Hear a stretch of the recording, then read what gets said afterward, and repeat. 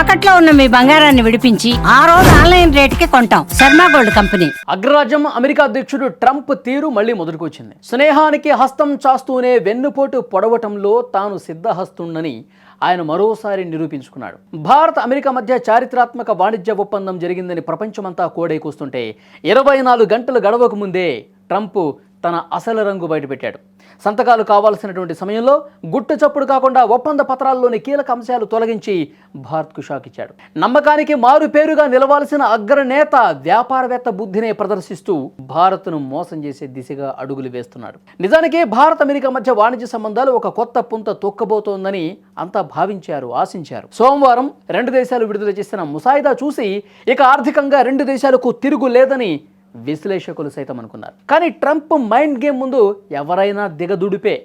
ఒప్పందం జరిగిన కేవలం 24 గంటల్లోనే వాణిజ్య ఒప్పందంలోని ఫ్యాక్ట్ షీట్లో అమెరికా భారీ మార్పులు చేసేసింది. ముఖ్యంగా భారత్కు లబ్ధి చేకూర్చే అంశాలను పూర్తిగా పక్కకు పెట్టేసింది.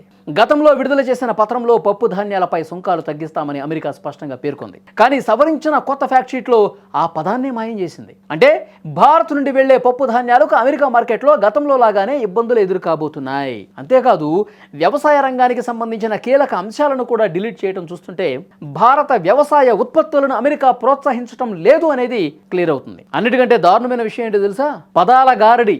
గతంలో భారత్ సుమారు $500 బిలియన్ అమెరికా ఉత్పత్తులు కొనుగోలు చేయడానికి కమిటెడ్ అని పేర్కొన్న వైట్ హౌస్ ఇప్పుడు ఆ పదాన్ని తీసేసి ఇంటెన్షన్స్ అని మార్చేసింది. అంటే కొంటామో లేదో మా ఇష్టం ఉన్నట్టుగా ట్రంప్ తన వైఖరిని చెప్పిందనమాట.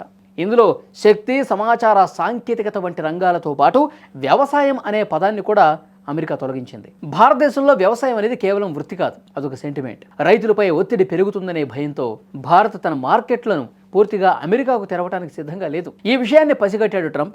తన పక్కా వ్యాపార ధోరణితో ఒప్పందాన్ని తన వైపుకు తిప్పుకోవాలని ప్లాన్ చేశాడు. అటు డిజిటల్ సేవా పన్ను విషయంలో కూడా ట్రంప్ సర్కార్ వెనక్కి తగ్గింది. పన్నులను పూర్తిగా తొలగిస్తామన్న మాటను మార్చి కేవలం చర్చలు జరుపుతామని సవరించింది. మొత్తానికి ట్రంప్ స్నేహం అంటే పైకి ప్రేమ, లోపల లాభం అని క్లియర్గా ఇంకోసారి అర్థమైంది. మరి ఈ మార్పులపై భారత ప్రభుత్వం ఎలా స్పందిస్తుందనేది కూడా చూడాల్సిన అవసరం ఉంది.